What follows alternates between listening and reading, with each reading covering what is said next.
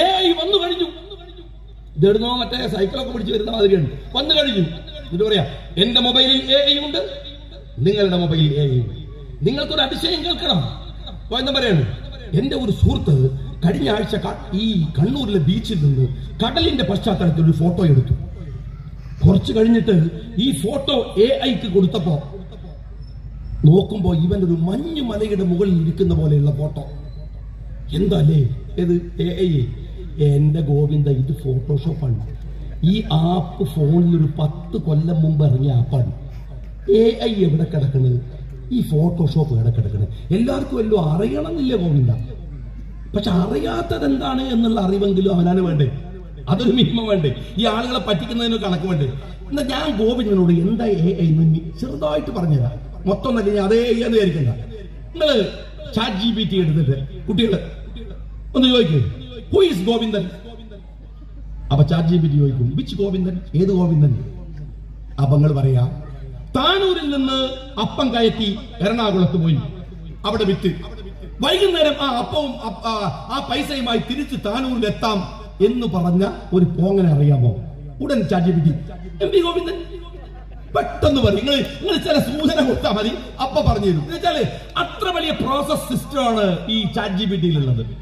ChatGPTയുടെ process system എന്ന് പറഞ്ഞാൽ അതിശയിപ്പിക്കുന്ന, മനുഷ്യന്റെ കപ്പാസിറ്റിയെ അതിശയിപ്പിക്കുന്ന ഒരു സിസ്റ്റമാണ് ഈ ChatGPT അല്ലെങ്കിൽ AI എന്ന് പറയുന്നത്. ഇപ്പൊ ഈ കഴിഞ്ഞ ആഴ്ചയിൽ ലോകത്ത് ഒരുപാട് വലിയ വലിയ മാറ്റങ്ങളുണ്ട്. ഇപ്പോ AIയുടെ പ്ലാറ്റ്ഫോം അല്ലെങ്കിൽ അതിന്റെ ഒരു കോർഡിനേഷൻ, ഒരു പ്ലാറ്റ്ഫോം LLMന്റെ ലാർജ് ലേണിംഗ് മോഡൽ എന്നാണ് ഇതിന് പറയാ. അതിന്റെ ഒരു പ്ലാറ്റ്ഫോം എന്ന് പറയാം. ഇത് ഓപ്പൺഎഐയുടെ CEO സാം ആൾട്ട്മാൻ അവിടുന്ന് മാറ്റുന്നു, പിന്നെ അയാളെ പുനഃസ്ഥാപിക്കുന്നു.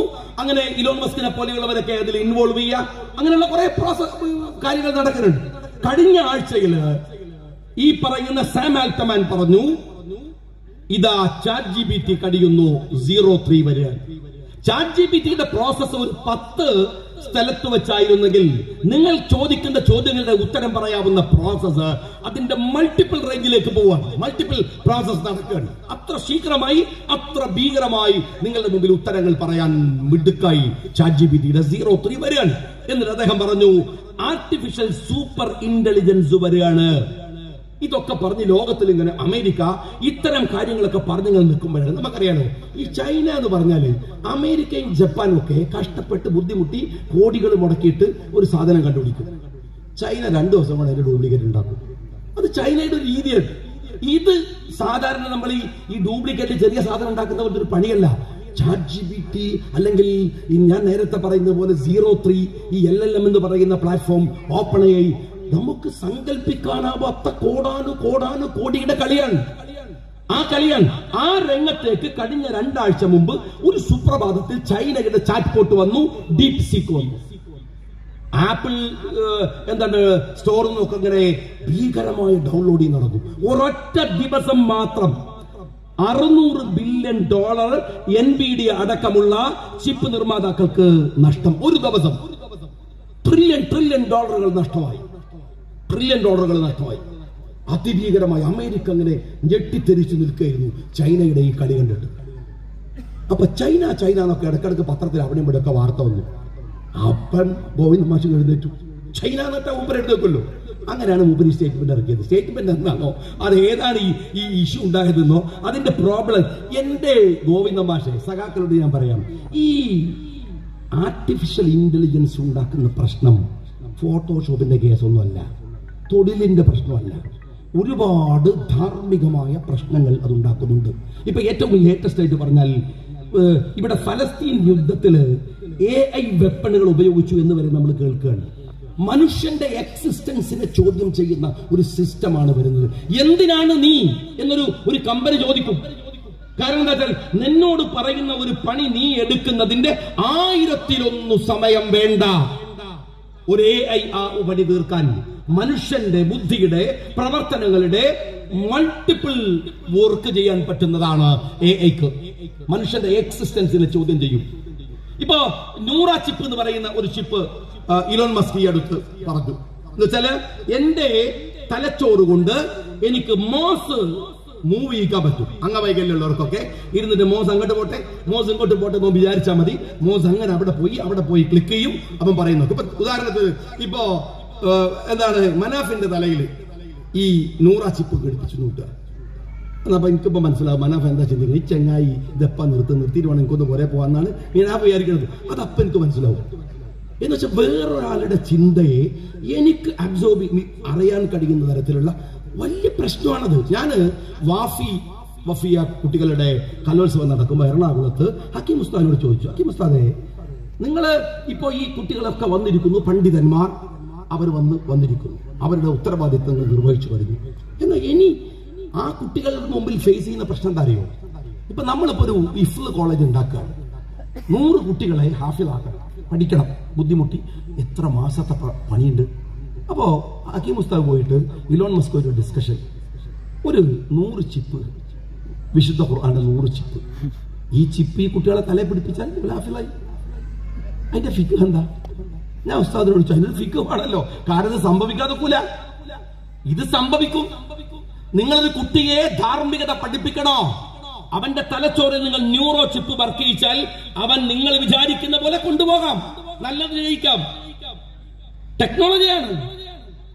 അപ്പം വന്നിട്ട് ഈ ഗോവിന്ദ മാഷ അണ്ടംകമ്പി വർത്താനം, ഫോട്ടോഷോപ്പിന്റെ വർത്താനം, ഇവിടെ ലോകത്ത് മുഴുവൻ ഇമ്മാതിരി ഡിസ്കഷനുകൾ നടന്നു കൊടുക്കുന്ന സമയത്ത് എന്റെ സഖാക്കളെ, നിങ്ങൾ ചെയ്തുകൊണ്ടിരിക്കുന്ന കാര്യത്തെ കുറിച്ചുള്ള ഈ പൊട്ടത്തരങ്ങളെ കുറിച്ച് ഇപ്പോ നിങ്ങളുടെ പാർട്ടി സമ്മേളനം നടക്കുകയല്ലേ, ഞാൻ നിങ്ങളോട് ചോദിക്കുന്നത്, ഒരു മിനിമം മര്യാദ നിങ്ങൾ കാണിക്കണ്ടേ? നിങ്ങൾ 8.5 കൊല്ലം ഭരിക്കുകയാണ്, നിങ്ങൾ എന്താ ചെയ്തത്? ഒരു ചെറിയൊരു പ്രോഗ്രസ് റിപ്പോർട്ട്. ഇവിടെ ഇപ്പൊ ലീഗ് ഓഫീസ് വന്നു, ഒരു ചെറിയ ഓഫീസാണ്, വലിയ ഇതൊന്നല്ല. അതിന്റെ കമ്മിറ്റി ഇല്ലേ, ഓൾക്കൊരു ബുക്കുണ്ട്, അതിലൊരു കണക്കുണ്ട്, ആ സമയത്ത് വായിക്കണ്ടേ, എത്ര വന്നു പറയണ്ടേ? അതല്ല ഒരു മര്യാദ. നിങ്ങൾ 8.5 കൊല്ലം രാജ്യം ഭരിക്കണ്ടേ? ഇവിടെ ഓരോ ചെയ്യുന്ന ഞങ്ങളുടെ സാധനങ്ങളുടെ വില കുറച്ചോ, വീട്ടിന്റെ നികുതി കുറച്ചോ, കറണ്ട് ബില്ല് കൂട്ടാതിരുന്നോ, കുട്ടികളുടെ സ്കൂൾ ഫീസ് കുറക്കാതിരുന്നോ, ഞങ്ങളുടെ ഹോസ്പിറ്റലിൽ കൊടുക്കുന്ന OP ടിക്കറ്റിൽ നിങ്ങൾ എത്ര തവണ കൂട്ടി? അങ്ങനെ ചോദിച്ചു വന്നാൽ ഏതിലാ ഞങ്ങൾക്കൊരു ആശ്വാസം തന്നെങ്കിൽ എന്തെങ്കിലും ഒരു കാര്യത്തിൽ? ഞാൻ ചോദിക്കട്ടെ, നിങ്ങളൊരു ബസ്സുമായിട്ട് ആലിബാബി 41 കള്ളന്മാരെന്ന് പറഞ്ഞ പോലെ ഒരു പിണറായി വിജയന് 20 കള്ളന്മാരും കൂടി ഒരു യാത്ര നടത്തിയില്ലേ ഒരു ബസ്സിൽ? അതിനെക്കുറിച്ച് നിങ്ങളുടെ അഭിപ്രായം എന്താ? ഞാൻ CPM ചോദിച്ചു, പാർട്ടി സമ്മേളനത്തിൽ പറയണ്ടേ, നമ്മൾ പോയതുകൊണ്ട് ഇന്നെന്ന സ്ഥലമൊക്കെ കണ്ടു നിങ്ങൾ പറയണ്ടേ?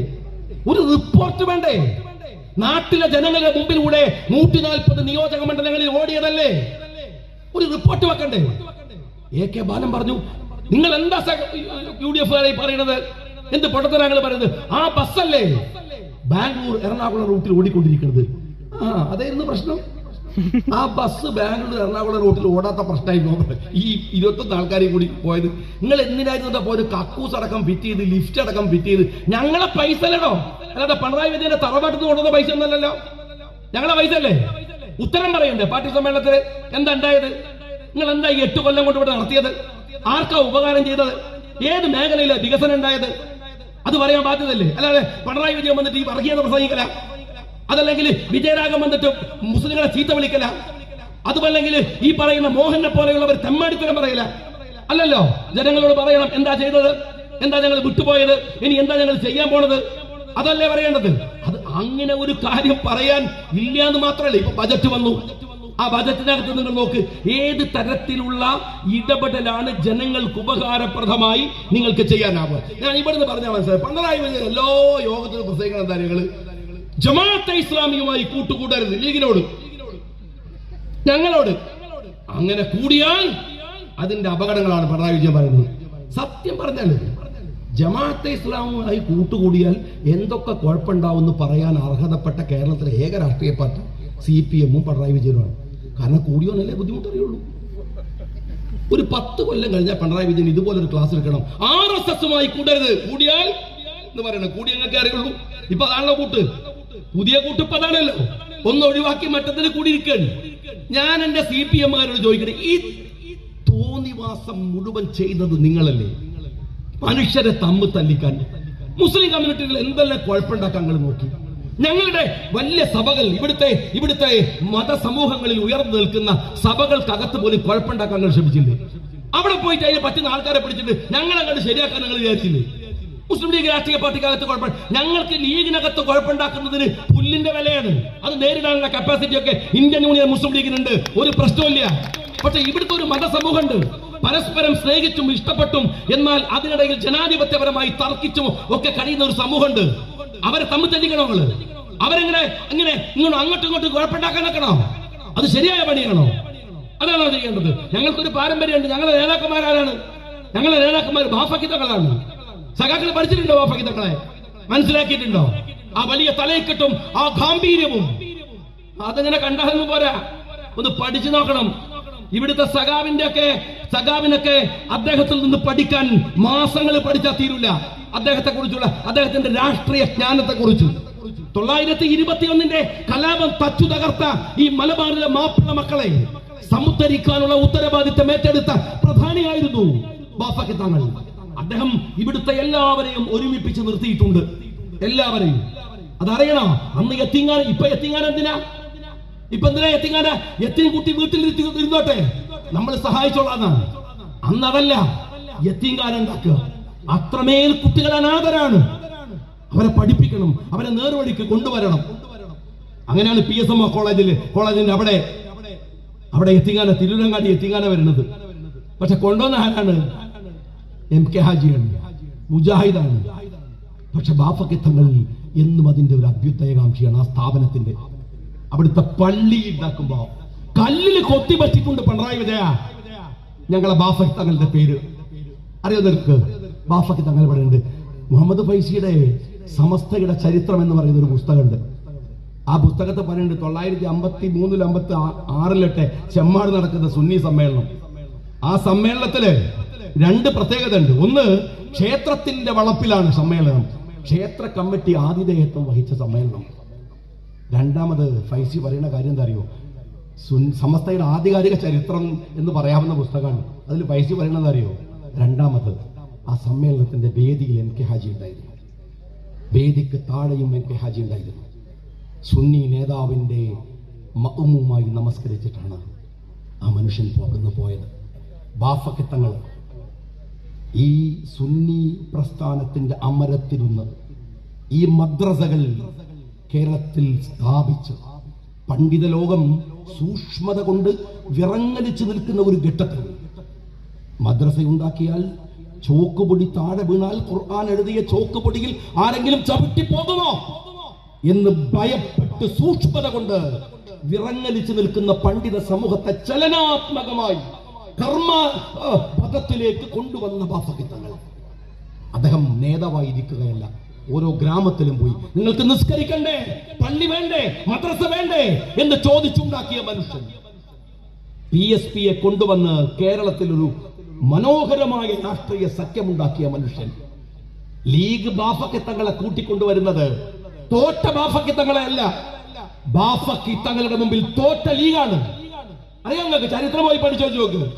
ബാഫക്കി തങ്ങൾ നിന്ന സ്ഥാനം ജയിച്ചു, ലീഗിന്റെ സ്ഥാനാർത്ഥി അങ്ങ് തോറ്റുപോയി. എന്നിട്ട് കുറെ ഫിത്തനകൾ പറയാണ്. സീതി സാഹിബും MK ഹാജിയൊക്കെ ബാഫക്കി തങ്ങളെ പറ്റിച്ചു. ഇവന്റെ ഒക്കെ തലയിൽ ഇടുത്തി വീഴുണ്ട്. ബാഫക്കി തങ്ങൾ ആരാന്ന് തനിക്കറിയൂടോ? ഫിത്തനക്കാരാ, തനിക്കറിയൂ? ആ മനുഷ്യൻ ഈ സമൂഹത്തിൽ ഉണ്ടാക്കിയ മക്കത്തേക്ക് പോവാണ്. അവസാനം മരുന്ന് തികയില്ല, പാത്രങ്ങൾ വണ്ടിയിൽ ബാഗിൽ സാധനങ്ങൾ എടുത്തു വെക്കുമ്പോ മോൻ ചോദിക്കാണ്, മരുന്ന് തികയൂലല്ലോ, എത്ര ഉണ്ടെന്ന് ചോദിച്ചു. ഇത്രേ ഉള്ളൂ. ആ വാങ്ങണ്ട, അത് മതിയാകൂ. അത് മതിയായിരുന്നു. ജീവിച്ചില്ല. പിന്നെ ജന്നത്തുൽ മഹല്ലയിൽ മറപെട്ട് കിടക്കുകയാണ്. ആ മനുഷ്യനുണ്ടാക്കിയ ഒരു കൾച്ചർ ഉണ്ട്.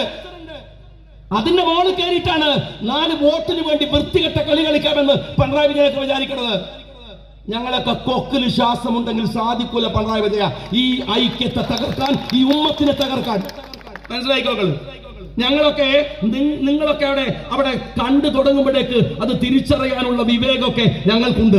നിന്റെ SFI-കാരനും നിന്റെ ഈ ഗുണ്ടാ പൊളിറ്റിക്സും ഒക്കെ ഈ രാജ്യത്തിലെ ഒരു ജനതയെ, ഒരു തലമുറയെ, ഒരു ഉമ്മത്തിനെ തകർക്കാൻ വരുമ്പോ ജാഗ്രതയായി ഞങ്ങൾ ഉണ്ടാകും. എല്ലാവരും ഞങ്ങൾ ഉണ്ടാകും.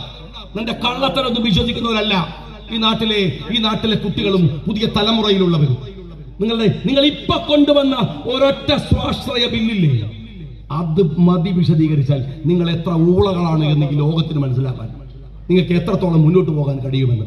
അതുകൊണ്ട് ഈ നാട്ടിലെ ഓഫീസ്, ഈ നാട്ടിലെ ചെറുപ്പക്കാരുടെ, കുട്ടികളുടെ, വൃദ്ധന്മാരുടെ, മനുഷ്യരുടെ, സ്ത്രീകളുടെ എല്ലാത്തിന്റെയും നാട്ടിന്റെ ഉന്നമനത്തിൽ അതിനൊരു പങ്കുണ്ടായിട്ടില്ലെങ്കിൽ പിന്നെ നിങ്ങൾ ഇതിനു വേണ്ടി അധ്വാനിച്ചതിനൊന്നും ഒരു റിസൾട്ട് ഉണ്ടാവില്ല. അതുണ്ടാവണം എന്ന് അഭ്യർത്ഥിച്ചുകൊണ്ട് നിർത്തുന്നു.